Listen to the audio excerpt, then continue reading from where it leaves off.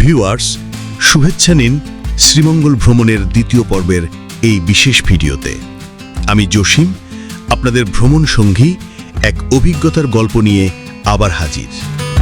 বিকেলের সেই রঙিন জার্নি নূরজাহান টি গার্ডেন ঘুরে আমরা রাতের খাওয়া দাওয়া সেরে আবার ফিরে এলাম মহসিন হোটেলে, আমাদের অস্থায়ী আশ্রয়স্থলে। রাতটা কেটেছে অনেক আনন্দে, বন্ধুত্বের খুনসুটি, গল্প আর হাসিতে। কিন্তু ভিউয়ার্স, বিপত্তিটা শুরু হয় ঠিক সকালবেলা। আমাদের এক ভ্রমণ সাথী বাথরুমে যান, কিন্তু গোসল শেষ হওয়ার আগেই হোটেলে দেখা দেয় পানির তীব্র সংকট। প্রথমে ভেবেছিলাম সাধারণ কোনো সমস্যা, কিন্তু 1 ঘন্টা পেরিয়েও সমাধান না হওয়ায় যখন হোটেল কর্তৃপক্ষের সঙ্গে যোগাযোগ করি, তখন শুরু হয় কথা কাটাকাটি। হোটেল ম্যানেজমেন্টের অসংলগ্ন ব্যবস্থাপনা তখন সম্পূর্ণরূপে স্পষ্ট হয়ে ওঠে। আর মালিকদেরকে জানান যে এই ব্যাপার এই ঘটনা ঘটে। ইচ্ছে করে কারণ থেকে আমরা তার দিব রাখতাম না। আর বাবা এটা সুনাম নষ্ট হবে। সুনামটা কি করতো? আমরা বুঝে যাই, ঝগড়া করে সময় নষ্ট না করে এই মূল্যবান সকালের মুহূর্তগুলো কাজে লাগানোই হবে শ্রেয়। তাই আমরা রওনা দেই নতুন গন্তব্যের দিকে। সকালের সূর্য, শ্রীমঙ্গলের হালকা ঠান্ডা হাওয়া আর এক মায়াবী পরিবেশে আমরা সকলে মিলে সাতকরা রেস্টুরেন্টে নাস্তা করি।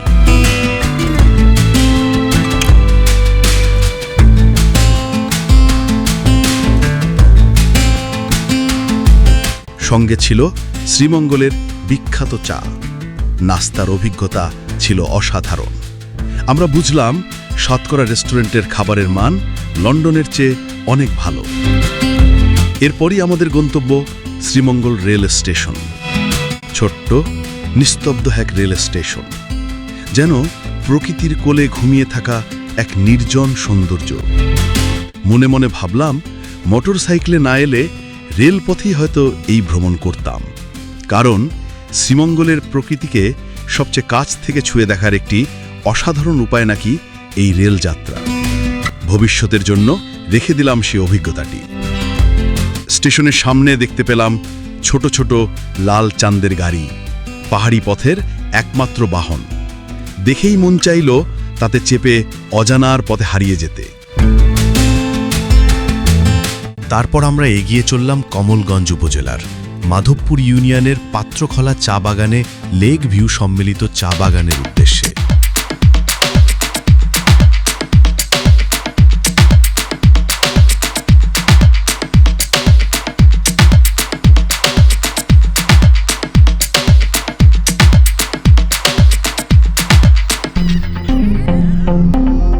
দুপাশে সবুজে মোড়া রাস্তা, পাহাড় আর চা বাগান, যেন প্রকৃতি আপন হাতে সাজিয়ে রেখেছে আমাদের জন্য। সকালের সূর্যালোকে পাহাড়ি রাস্তা ধরে মোটরসাইকেল চালানোটা এক অসাধারণ অনুভব। পথে আমরা পৌঁছাই কমলগঞ্জে। এখানেই অবস্থিত বিখ্যাত লাউয়াছড়া জাতীয় উদ্যান। তবে সময় বাঁচাতে আমরা ভেতরে ঢুকলাম না। গেটের বাইরেই চোখ বুলিয়ে মনটাকে একটু সান্ত্বনা দিলাম, কেননা জানি পুরোটা দেখতে গেলে আজকের অন্য গন্তব্যগুলো বাদ পড়ে যাবে। আমাদের ভ্রমণ সাথীরা সকল মিলে এখন লাউয়াছড়া জাতীয় উদ্যান থেকে বিদায় নিচ্ছি। আমরা এখন মাধবপুর লেকে অবস্থান করব। আপনারা আমার সাথেই থাকুন। আঁকাবাঁকা পাহাড়ি পথে আমরা এগিয়ে চলি। চালকের আসনে সতর্কতা সর্বোচ্চ। আসলাম ভাই ছাড়া সবাই অভিজ্ঞ চালক, আল্লাহ সহায়।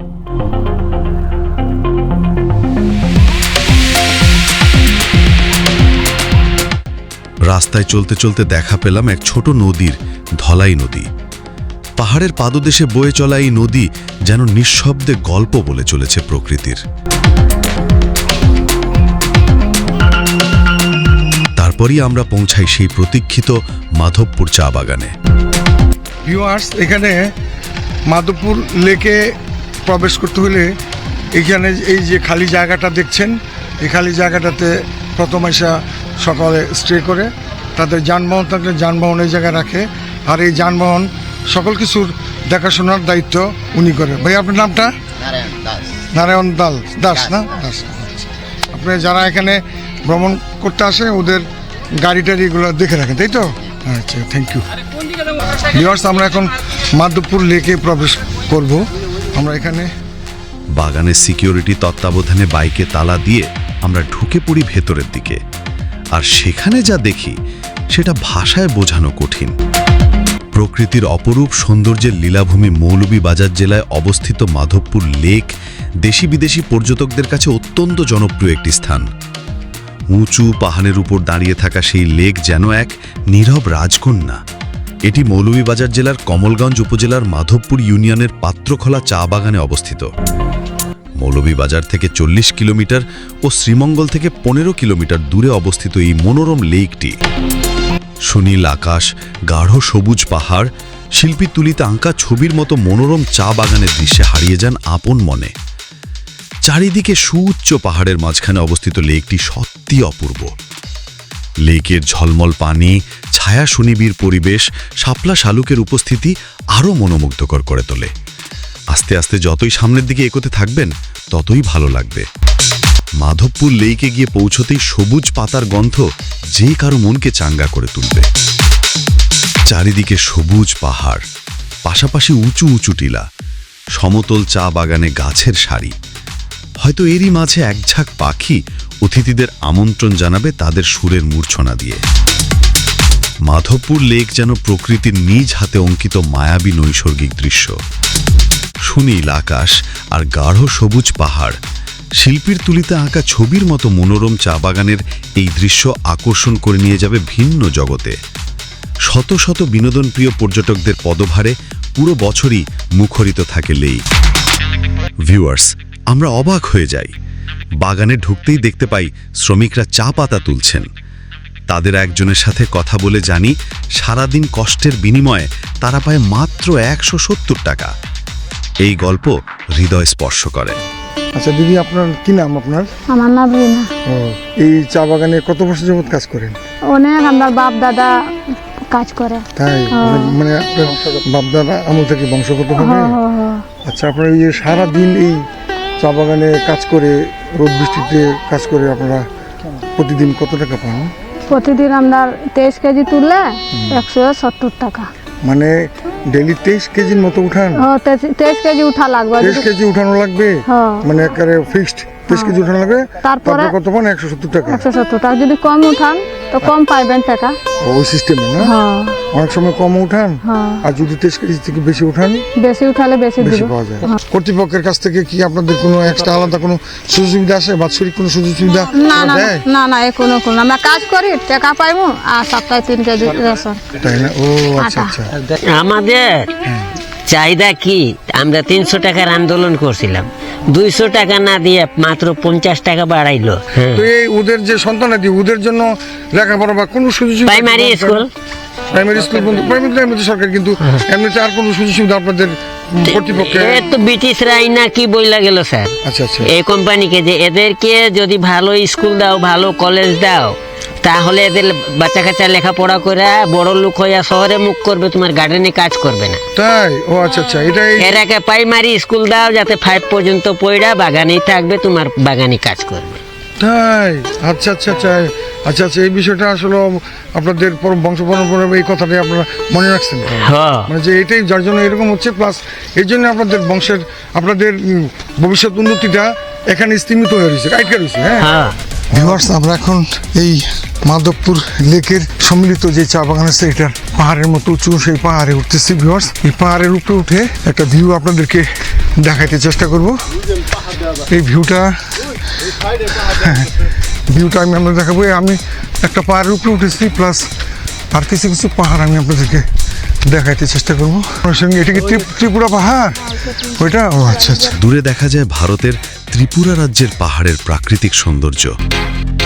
একদিকে শ্রমিকের কষ্টের জীবন, অন্যদিকে প্রকৃতির অপার সৌন্দর্য, এক অদ্ভুত দ্বৈত বাস্তবতা। ভিউয়ার্স, পাহাড়ি চা বাগানের এই অপার সৌন্দর্য উপভোগ করতে করতে আমরা যেন সময়ের হিসাবই ভুলে গিয়েছিলাম। তবে পথের ধুলো, রোদ আর লম্বা যাত্রায় শরীরটা হয়ে উঠেছিল ক্লান্ত। তাই নিজেদের একটু সতেজ করতে আমরা বসে পড়লাম এই সমতল চা বাগানের কোণে। এখানকার স্থানীয় দোকান থেকে নিলাম এক অনন্য পানীয়, মিষ্টি নারিকেল মিশ্রিত ঠান্ডা ডাবের পানি।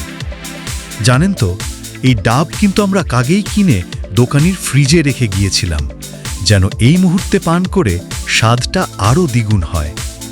প্রথম চুমুকেই যেন ক্লান্তি মিলিয়ে গেল, ঠান্ডা পানির মিষ্টি স্বাদ গিয়ে মিশল হৃদয়ের গভীরে।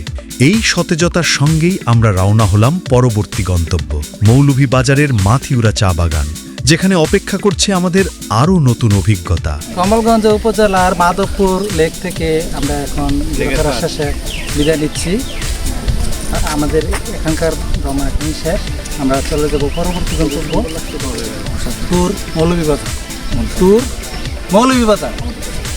আমাদের সাথে থাকুন, আমাদের প্রত্যেকটা ভিডিও দেখার জন্য অসংখ্য ধন্যবাদ। তারপর আমরা রওনা দিই আরেকটি বিশেষ গন্তব্যে, মৌলভীবাজারের মাথিউরা চা বাগানে। ভিউয়ার্স, পথে যেতে যেতে আমাদের ক্যামেরায় ধরা পড়ল এক সুন্দর মুহূর্ত। কমলগঞ্জের লেক ভিউ ঘুরে ফেরা কিছু দর্শনার্থী হাসি মুখে আমাদের বিদায়ের শুভেচ্ছা জানাচ্ছেন। তাদের সেই আন্তরিক শুভেচ্ছা যেন আমাদের ভ্রমণে নতুন প্রাণ সঞ্চার করল, কারণ সামনে অপেক্ষা করছে মৌলভীবাজারের উদ্দেশ্যে প্রায় 40 কিলোমিটারের দীর্ঘ পথ। আর এই ভালোবাসার মুহূর্তটাই হয়ে উঠল আমাদের যাত্রার অনুপ্রেরণা। ভিউয়ার্স, আমাদের এই অভিযানের সঙ্গে থাকুন, কারণ সামনে আরও রয়েছে অনেক অজানা সৌন্দর্যের গল্প। গন্তব্য আমাদের পরিচিত সোহেল ভাইয়ের বাংলো বাড়ি।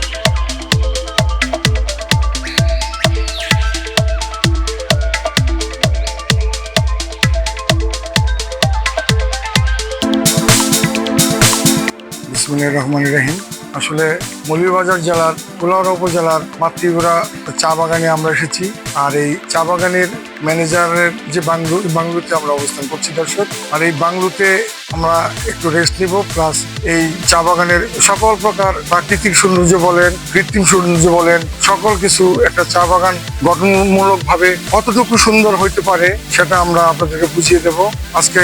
আর এই চা বাগানের যে ম্যানেজার সাকাত হোসেন জাফর ইকবাল, উনি আসলে আমাদের এলাকায় আমরা সোহেল ভাই নামে পরিচিত। আমাদের গাজীপুরের কাপাসে ওনার বাড়ি, ওখানে অবস্থান। আর সেই সুবাদে আমরা আজ এখানে এসেছি। আমরা এখানে ওনার আতিথেয়তায় আপ্যায়িত হব, প্লাস উনি এখানে যদিও নাই, কিন্তু আমাদেরকে এখানে প্রবেশ করিয়েছেন। আমি এই পারপাসে আমি সকল বাগানের সকল সৌন্দর্য আমি উপভোগ করবো আর আপনাদেরকে দেখাবো। কাজে আমার জসিম ল্যান্স ইউটিউব চ্যানেলের সাথেই থাকুন। উনার আতিথেয়তায় আমাদের কোনো কমতি ছিল না।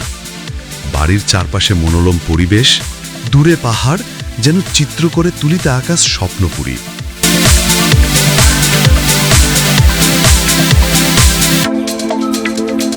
সেখানেই আমরা কিছুটা সময় বিশ্রাম নিই, দুপুরের খাবার ও নামাজ আদায় করি। পরে সোহেল ভাই অফিস শেষে এলে শুভেচ্ছা বিনিময় করি, উনার সাথে গল্প করি আর বাগানের সৌন্দর্য উপভোগ করি। আর এরই মাঝে হঠাৎই নামে অঝোর ধারায় শ্রাবণের বৃষ্টি। মুহূর্তের মধ্যে পাল্টে গেল চা বাগানের সেই বাংলো বাড়ি, যেন নতুন এক সাজে সেজে উঠল পুরো বাগানটি। বৃষ্টি ভেজা চা বাগান, প্রকৃতি যেন নিজের হাতে আঁকছে এক অনন্য ছবি, যেখানে প্রতিটি পাতা, প্রতিটি ফোঁটা বলছে ভিন্ন গল্প। এ এক অন্যরকম অনুভূতি, যা শুধু চোখে নয়, হৃদয়েও রয়ে যাবে অনেক দিন। ভিউয়ার্স, এই ছিল আজকের গল্প, আমাদের দ্বিতীয় পর্বের ভ্রমণ কাহিনী। একদিনে এত অভিজ্ঞতা, এত আবেগ, এত প্রাকৃতিক সৌন্দর্য সত্যিই হৃদয় ছুঁয়ে যায়। আজ এখানেই শেষ করলাম এই পর্ব। পরবর্তী পর্বে আবার দেখা হবে নতুন কোনো জায়গা থেকে নতুন গল্প নিয়ে। সেই পর্যন্ত সুস্থ থাকুন, ভালো থাকুন। আমি জসিম বিদায় নিচ্ছি। খোদা হাফেজ।